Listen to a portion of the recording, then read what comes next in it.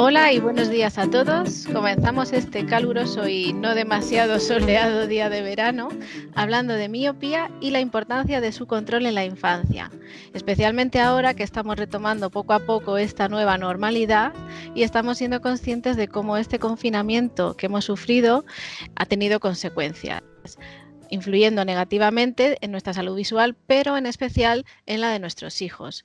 Para hablar de todo ello, tenemos con nosotros hoy a la doctora Mónica Lovera, oftalmóloga especialista en control de miopía de la Clínica Doctor Lenz de Madrid. Buenos días, Mónica.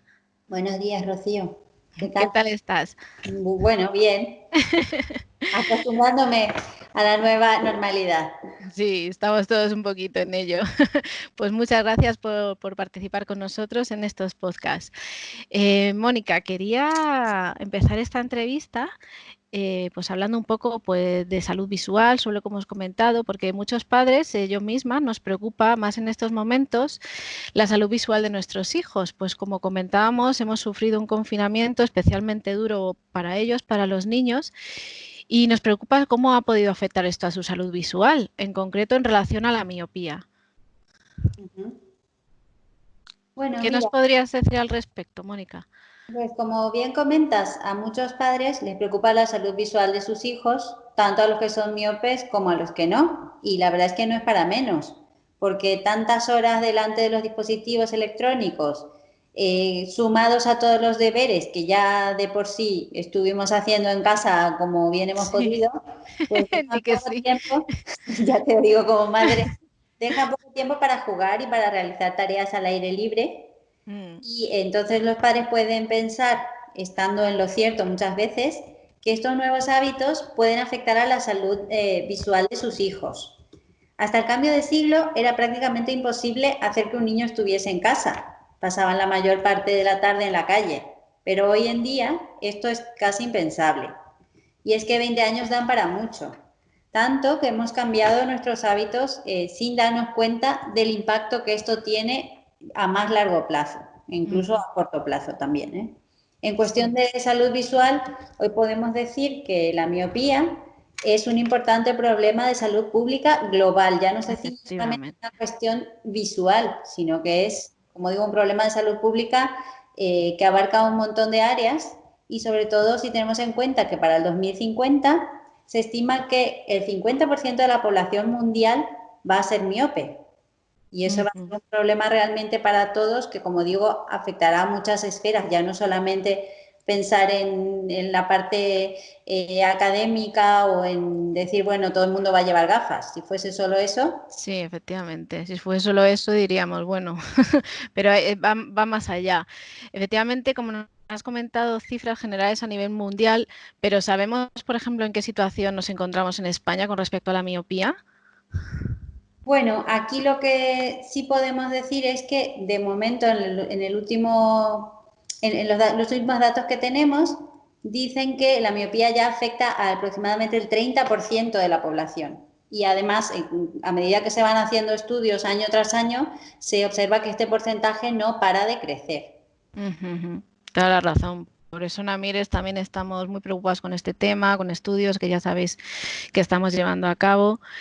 Y precisamente porque en Amires trabajamos con personas que sufren discapacidad visual precisamente provocada por la miopía magna, pues es por ello que nos preocupan mucho estos datos y hacemos muchísimo hincapié en las campañas sobre estos aspectos y en la importancia de frenar el avance de la miopía, pues efectivamente a mayores dioptrías, mayor es el factor de riesgo. Tú como oftalmóloga, Mónica, ¿qué nos puedes comentar sobre las consecuencias que pueden derivar de un ojo miope? Bueno, pues como empezábamos a decir antes, la miopía tiene unos efectos tangibles que son los que decíamos, todo el mundo tiene que llevar corrección, vale, sí, Ujú, pero también tiene muchos efectos que son intangibles. ujú, Eso quiere decir que, por ejemplo, una miopía magna, que se considera, según la mayoría de los estudios, en torno a 6 dioptrías, provoca unos cambios que van más allá de lo visible, que tienen que ver con distintas estructuras oculares, como el acoroides, la retina o la esclera, que pueden conducir a una pérdida de visión no corregible. Por ejemplo, un miope entre 1 y 3 dioptrías tiene un riesgo 3 veces mayor de tener un desprendimiento de retina y un riesgo de 2 veces más de padecer una maculopatía miópica. Si pensamos ya en pacientes que tienen más de 6 dioptrías, que es lo que te decía, la miopía magna, el riesgo se multiplica ya por 21. Efectivamente. Y si pensamos en la maculopatía miópica, el riesgo sube a 40 veces más que una persona que no es miope. Entonces tenemos que estar muy atentos, no solamente en ver si un niño es miope o no, sino en intentar hacer un control de la progresión de esa miopía.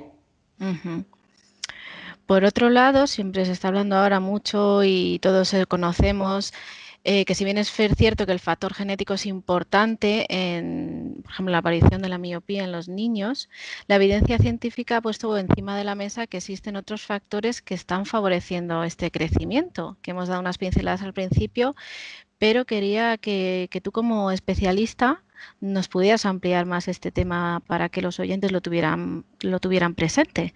Claro. Mira, como bien comentas, estos factores genéticos que están y que no podemos actuar sobre ellos, sí que hay factores ambientales que provocan que el número de miopes vaya en aumento y estos sí que pueden ser modificables.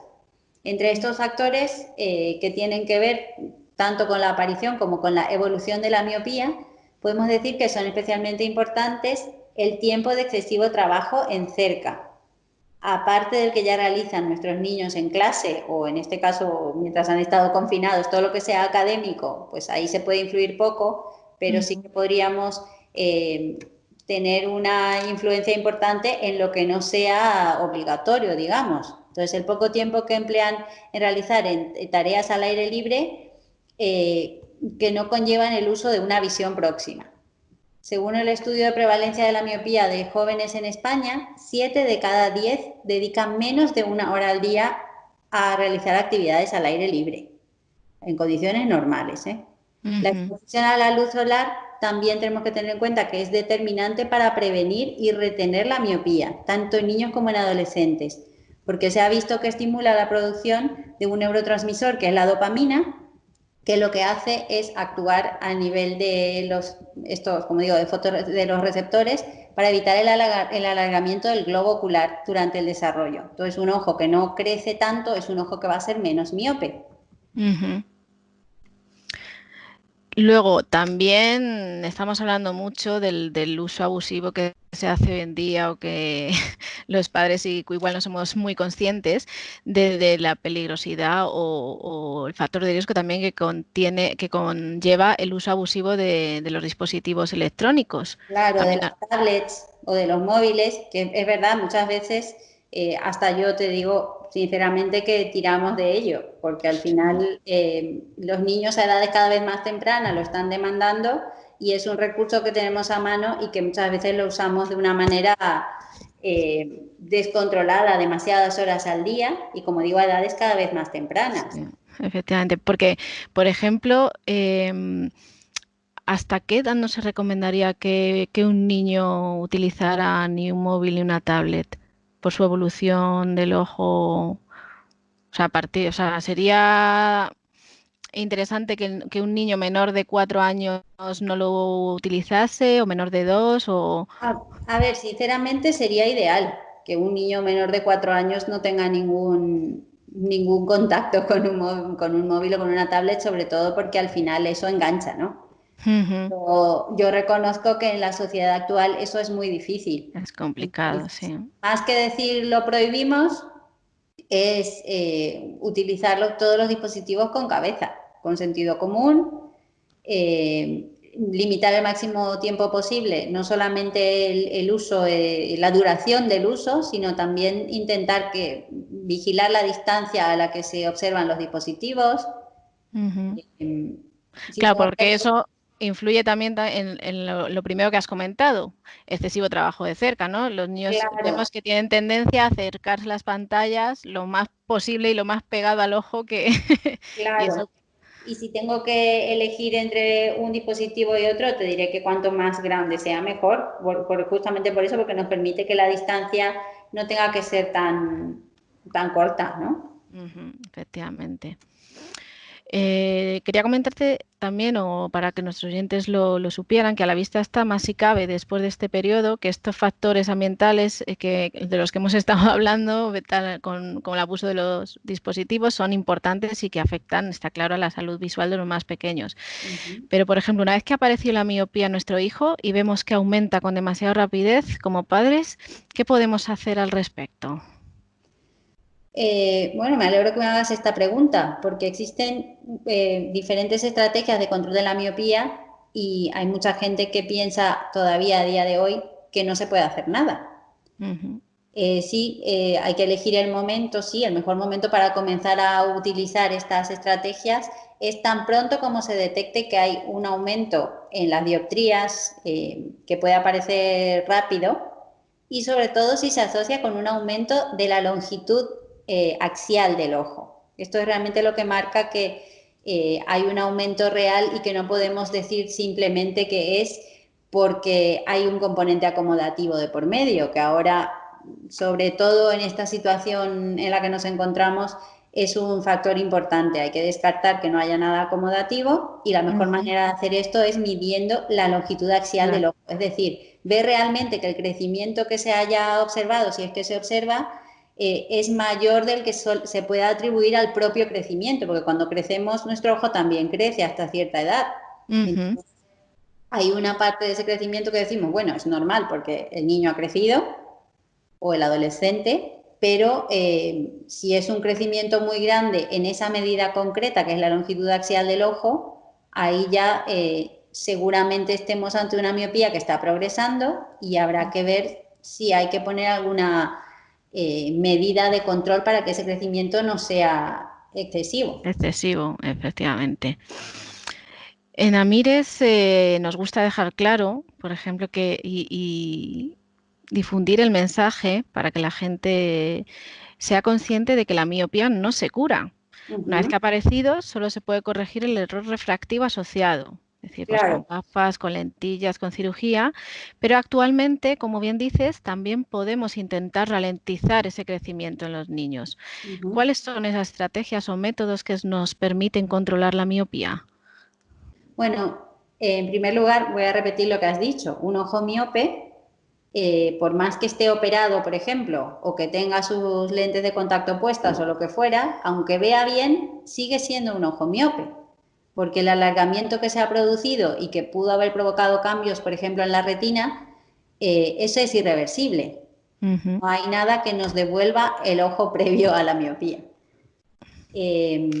Entonces, bueno, sí que hay diferentes alternativas de tratamiento, como decíamos, por ejemplo está la ortoqueratología, la atropina a bajas concentraciones, también hay unas lentes blandas multifocales y siempre recomendar que las actividades al aire libre de las que hablábamos antes ocupen más tiempo del que ya están ocupando en la vida de cada uno de nosotros, pero sobre todo de los niños a los que queremos controlarles la miopía. Las Claro, estrategias, perdón, nada, nada, sigue, Mónica, perdón. no, te decía que la estrategia seleccionada en realidad tenemos esas opciones, pero siempre la selección del paciente es muy importante para decidir qué estrategia vamos a aplicar en cada uno. Y también cuando hablo de selección del paciente me refiero sobre todo a la madurez que pueda tener el niño y también al compromiso por parte de los padres de realizar un buen control de todo de todo el tratamiento que vamos a hacer. Tiene que ser conjunto. Sí, eso es fundamental, ujú, efectivamente. Nosotros también solemos recibir muchas consultas de padres preocupados al respecto de la seguridad, un poco lo que dices que el control de parental es fundamental. Entonces están preocupados sobre todo la seguridad y la eficacia de la utilización de estos métodos. Así también que como nos preguntan que cuál sería la edad más recomendable y si el control de la miopía se puede aplicar a cualquier graduación. Es decir, ¿qué requisitos se tendrían que cumplir para poder aplicar control de miopía? Tú como oftalmólogo, ¿qué podrías comentarnos al respecto? Bueno, todos los estudios coinciden en que la edad óptima para poder beneficiarse de los diferentes tratamientos en control de miopía está entre los 6 y los 9 años. Pero la verdad es que una edad concreta me cuesta decir porque esta decisión está más ligada a la madurez individual de cada niño y, como te decía antes, al compromiso que tenemos que ver que realmente tengan los padres valga la redundancia, de comprometerse a hacer un tratamiento, porque además tenemos que pensar que es una carrera de fondo. Efectivamente.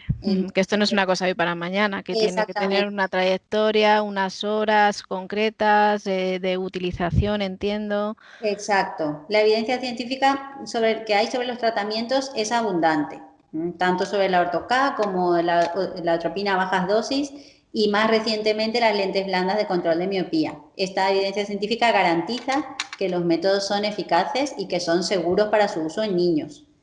Pero vuelvo a lo mismo, el conocimiento de cada paciente, tanto en su contexto clínico como en su contexto, digamos, social y familiar, y sus características individuales son las que van a determinar cuál es el mejor método para cada uno de esos pacientes. No tanto unas dioptrías o una... sí es verdad que hay limitaciones en cuanto a dioptrías, una miopía muy, muy magna que ya está por encima de 10 dioptrías, pues poco puedes hacer con algunos tratamientos, pero se pueden hacer correcciones parciales y se puede intentar, por un lado, hacer el control de que no progrese y ayudarse con otro tipo de soluciones ópticas para obtener buena visión. Pues importante es el tema individualizado, no hay que generalizar dependiendo del caso, entiendo. Exacto. Por ejemplo, vosotros en Doctor Lens sois especialistas en control de miopía con la técnica de la ortoqueratología. ¿Qué es la diferencia exactamente de los otros métodos? ¿Se pueden combinar, por ejemplo, con atropina? ¿Cuándo es recomendable esta opción? Sí, a ver, todos los métodos de los que hablamos y que están actualmente disponibles para su uso están basados en evidencia científica de una serie de estudios bastante importantes y que van evolucionando con el tiempo. Por ejemplo, la ortoca de la que hablábamos se lleva utilizando desde hace más de 40 años como un método de corrección de la visión y como técnica de control de miopía también ya hace más de 20 que está incluido en todas las guías, ¿no? La ortoca sí que es de lo que puedo hablar yo un poco más por lo que dices tú, la experiencia que tenemos en la clínica. Tiene una importante combinación de ventajas que la hace de alguna manera única frente a otros métodos. Por ejemplo, es el único que permite tener una visión perfecta sin gafas o lentes de contacto durante el día y su efecto es reversible. Entonces, esto quiere decir que si tenemos cualquier tipo de problema o complicación o simplemente no sé, simplemente un deseo de no usar ya las lentes, el ojo vuelve a su estado normal, no provoca ningún cambio que sea irreversible. El cambio a su estado normal nos referimos a la córnea, ¿no? Claro, sí, bueno, y además a ninguna parte del ojo, porque lo que hace la ortoca es un tratamiento que solamente altera la superficie. Sí podemos decir que influye sobre el crecimiento del globo ocular, igual que los otros métodos que habíamos visto, pero no altera realmente la superficie, sino que durante el tiempo de su uso está haciendo que la progresión sea menor, por eso el ojo crecerá menos. También es un sistema perfectamente seguro. Las contraindicaciones que tiene son las mismas que tiene cualquier lentilla convencional. Simplemente es necesario, sí, siempre seguir todas las indicaciones del especialista en cuanto a su uso y a su higiene. Pero como en todas, como dices tú, realmente claro, con cualquier lentilla, ¿no? Exacto. Y para el objetivo de control de miopía, lo que me preguntabas antes, si se puede combinar la ortoca con atropina, claro que se puede. Y de hecho se usa para conseguir sinergias en aquellos pacientes en los cuales se requiere hacer un control más enérgico.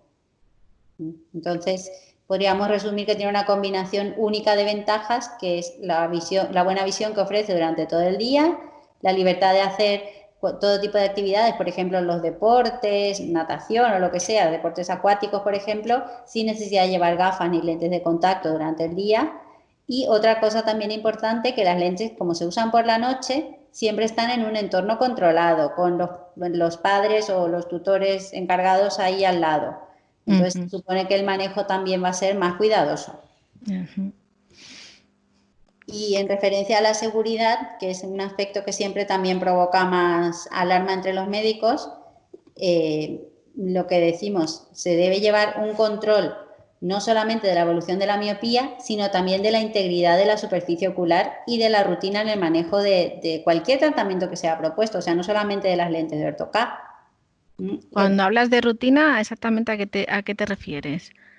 A ver, por ejemplo, si pensamos en lentes de contacto, sean del tipo que sean, hay que tener en cuenta siempre la higiene, que se usen de la forma correcta, es decir, si hay cualquier otro problema que pueda sobrevenir que no esté relacionado con las lentes, pero que de alguna manera afecte a los ojos, se debe suspender el tratamiento hasta que lo vea el especialista.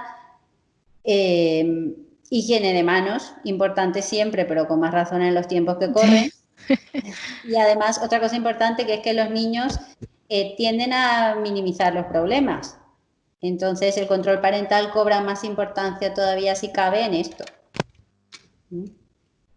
Efectivamente, a veces los niños son más duros y más fuertes que nosotros, así que somos Exacto. nosotros como padres los responsables de estar ahí pendientes siempre de ellos. Exactamente.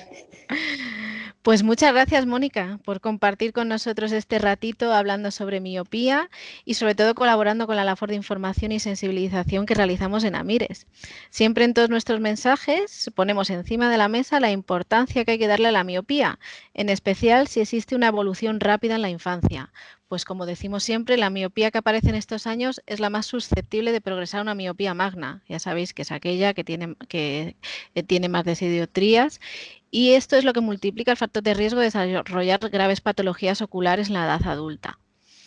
Bueno, sin más, nos despedimos, no sin antes comentar que para cualquier duda al respecto sobre miopía magna, baja visión, discapacidad visual, etcétera, no dudéis en contactar con nosotros y os atenderemos encantados. Nos podéis encontrar en Facebook, en Twitter o bien a través de nuestra página web www.miopiamagna.org y bueno, también os animamos a que visitéis nuestro canal de YouTube donde encontraréis diferentes vídeos y podcasts sobre este y otros temas relacionados con la miopía. Pues muchísimas gracias, Mónica. Un placer tenerte con nosotros.